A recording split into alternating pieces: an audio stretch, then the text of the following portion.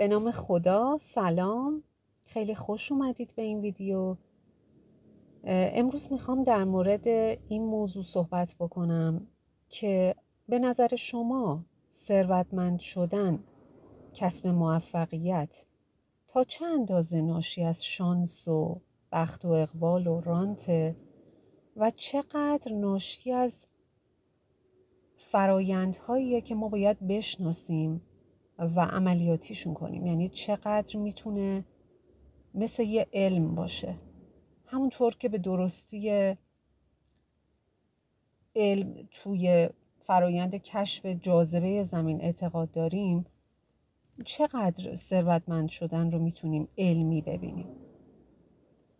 با من تا انتهای این ویدیو همراه باشید تا جواب این سوالها رو با هم بررسی بکنیم.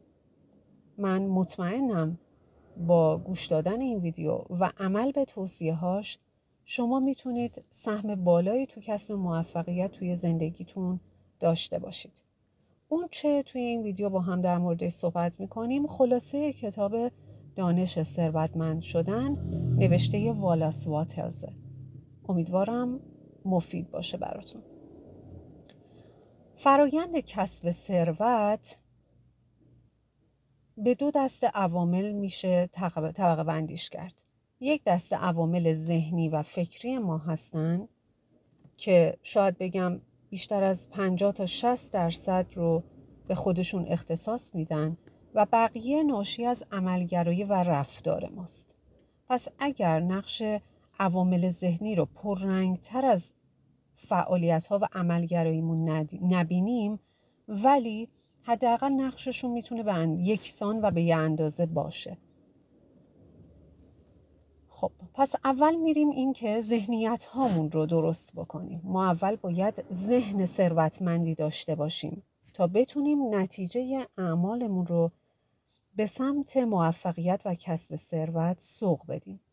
قدم اول تو عوامل ذهنی این هست که بدونیم ثروتمند شدن معلول یک سری علت هاست، یک فراینده و بنابراین وقتی یک موضوعی در قالب یک سلسله عوامل قرار میگیره میتونیم با کنار هم قرار دادن اون عوامل به اون چه که میخوایم دست پیدا کنیم. حتی اون چیزایی که ما شانس و بخت و اقبال میبینیم باز هم ناشی از قرار گرفتن یه سری فاکتور هاست که با هوشمندی شاید بتونیم بخشی از این عوامل رو برای موفق شدنمون در کنار هم قرار بدیم. نکته دوم این هست که ثروتمند شدن حق شماست، موفق شدن حق شماست و خواسته کائنات و خداوند برای شماست. هیچ کس دوست نداره شما ثروتمند نباشید. فقر یعنی فقدان، یعنی نبود ثروت، نبود موفقیت. حالا این ثروت میتونه مادی باشه، میتونه تو بحث ارتباطاتتون باشه، میتونه تو شناسایی و کشف و پرورش استعدادهاتون باشه. تو از اونجایی که خب ما معمولا ثروت رو پول در نظر میگیریم و ملموس‌تر هست برامون، سعی میکنیم که ذهنیتمون رو به سمت کسب پول ببریم که اتفاقا هم خیلی هم موضوع مهمی هست. تا زمانی که ما نیازهای اولیه‌مون برآورده نشده باشه، تا زمانی که خوراک خوبی نداشته باشیم، ارتباطات خوبی نداشته باشیم، لباس خوب نپوشیم، سفر خوب نریم، نمیتونیم از بعد معنوی و روحی هم رشد داشته باشیم. به این خاطر که ما انسانیم و یکی از ابعاد وجودی مهم ما بعد جسمی ماست. باید تا حد مقدور، حالا نه اینکه صرفاً در واقع مادی‌گرا باشیم، ولی در حد معمولش نیازهای فیزیکی و جسمیمون برطرف بشه تا بتونیم بعد به نیازهای فرامادیمون هم بپردازیم. پس ثروتمند شدن حق شماست. خدایی که در وجود ما تبلور پیدا کرده و روح ما بخشی از ذاتشه، خواستار شکوفایی، قدرتمندی و کسب ثروت و موفقیته. پس این تفکر رو دور بریزید که هر کی آدم خوبه آدم فقیریه، ثروتمندا همه آدم‌های بدیان. نه، این تفکر 100% اشتباهه. نکته سوم، شاید تو ذهن خیلیامون بیاد تا موقعی که میخوایم یه کاری رو شروع بکنیم که ای بابا فلانی که رفته این کارو کرده، من دیگه کجا، این که دست یه عده خاصیه، این که رانت داره، ای بابا تو کشور ما که اینطوری نمیشه، اینجا اینجوریه، اونجا اونطوریه، و بیشتر موانع رو ببینیم و فکر کنیم که فرصت‌ها محدود هستند یا در انحصار یه عده خاصی قرار دارند. باید بگم این تفکر بازدارنده میتونه در واقع شما رو بسیار تو مسیر کسب ثروت و موفقیت عقب نگه داره. پس این فکر رو تغییر بدید.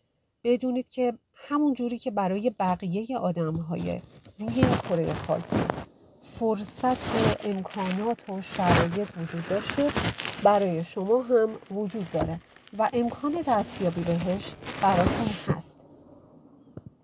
فقط کافیه که یکم با تیزبینی و با هوشیاری موقعیت‌ها رو بسنجیم و پیدا بکنیم.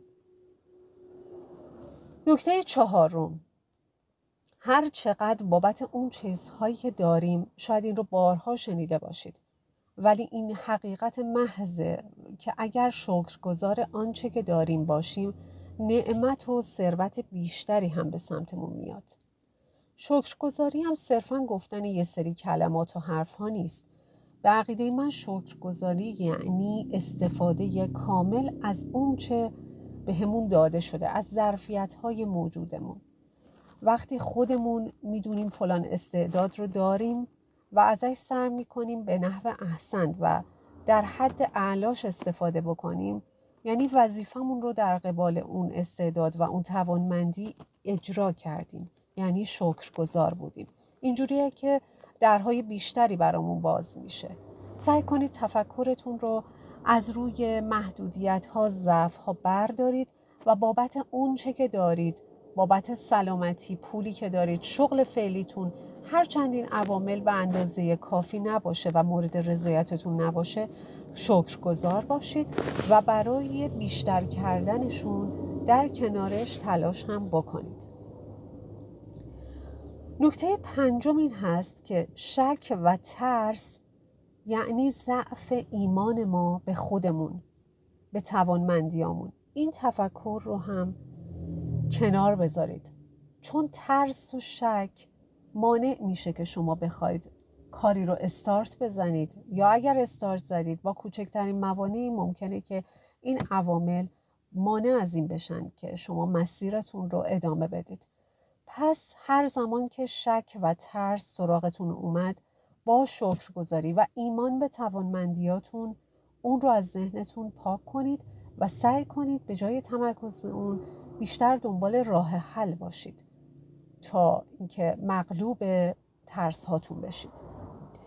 خب اینها فرایندهای ذهنی ما بودن که گفتم نقش مهمی دارند. اگر بخوایم تو ذهنمون بمونیم، هیچ اتفاق مؤثر و مفیدی نمیفته. همه این چه که گفتم پیش زمینه و در واقع زمینه ساز فعالیت ماست. قدم بعدی و مهم این که ما عملگرا باشیم، ما شروع به فعالیت بکنیم. خب قدم اول عملگرایی چیه به نظر شما دوستان؟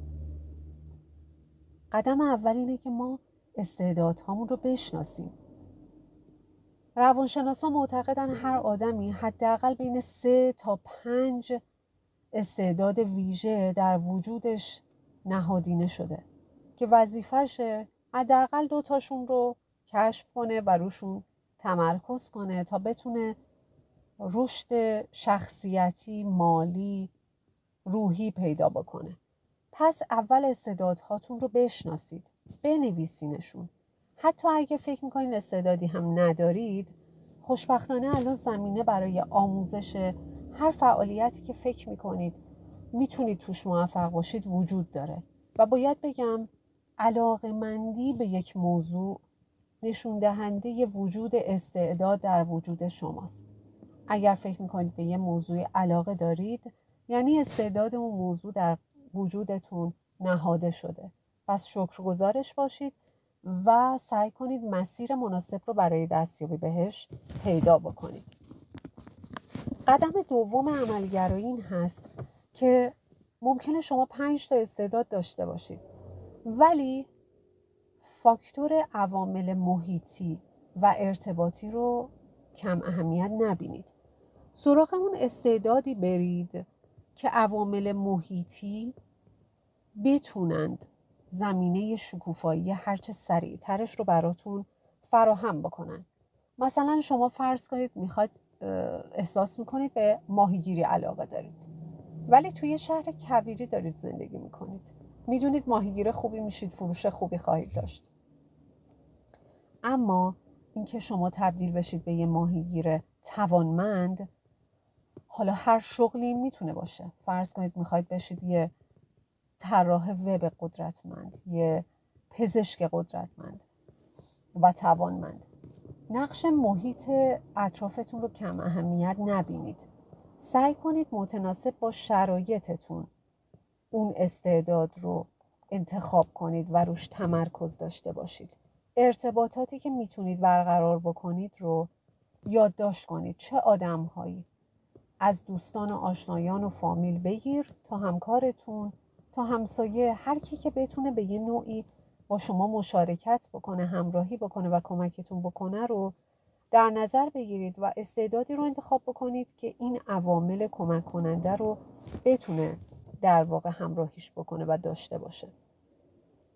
فاکتور سوم این هست که تفکر ثروتساز رو به رفتار ثروتساز تبدیل بکنید. حالا چجوری؟ با برنامه ریزی. وقتی شما میخواید انتخاب کردید که فلان تخصص رو تا انتها دنبال بکنید، مثلا میخواید که فرض کنید یک صادرکننده موفق بشید، برید و براش برنامه ریزی داشته باشید. عواملی که پیش نیازهایی که لازم شما رو به اون هدف برسونه انتخاب بکنید.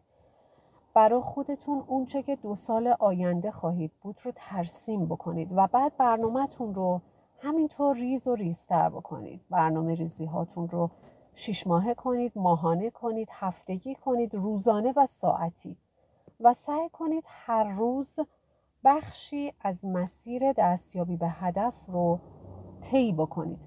اینکه یک روز خیلی بخوایم به خودمون فشار بیاریم و کارهای مختلفی انجام بدیم خارج از توانمون، بعد یه هفته اون موضوع رو رها بکنیم، این در نهایت دلزدگی و رها کردن میاره و نمیتونه مسیر درستی برای رسیدن به موفقیت باشه. نکته 4 این هست که خودتون رو برای رسیدن به اهدافتون وقتی قدم‌های کوچیکی برمی‌دارید و توش موفق میشید تشویق کنید. برای خودتون جایزه‌های کوچیک بگیرید. میتونه یه نوشیدنی باشه، میتونه یه چیز مورد علاقتون باشه که دوست دارید بخرید. به هر حال اینها رو، موفقیت هاتون رو یادداشت بکنید و خودتون رو بابتش تشویق بکنید. نکته 5 این هست که برای این نکته رو در نظر داشته باشید تو مسیر رسیدن به هر هدفی، هر موفقیتی، یک سری موانع وجود داره. محال مسیری رو برید، مانعی کوچیک بزرگ سر راهتون نباشه. از موانع نترسید. موانع سنگ محک شما برای پایداریتون در مسیر رسیدن به هدفهاتون هستن. پس وقتی مانعی پیدا میشه، به جای اینکه آه و ناله کنید و مسیرتون رو کنار بذارید و هدفتون رو فراموش کنید، به جاش سعی کنید راه حل براش پیدا کنید. همیشه میگن برای کسایی که میخوان کاری رو انجام بدن راه عبور از موانع وجود داره، اما برای اونایی که میخوان موانع رو بهانه کنن همیشه موانع وجود داره. وقتی در مسیر قرار بگیرید این موانع به تدریج کمتر و کمتر میشن. اگه لازمه جایی پول خرج کنید، اگه لازمه از ارتباطات استفاده بکنید، اگر لازمه راه دیگه ای رو امتحان بکنید، کوتاهی نکنید. و نکته آخر و مهم این هست که حد اکثر استفادهتون رو از توانایی هاتون در زمان حال داشته باشید. به جای اینکه حسرت گذشته رو بخورید یا همش نگران آینده‌ای باشید که هنوز نیومده، اون چه که قراره در این لحظه و این زمان انجام بدید رو روش متمرکز بشید و انجامش بدید. امیدوارم این ویدیو براتون مفید باشه. مطمئنم هست. امیدوارم بهش عمل بکنید و شاد و موفق باشید.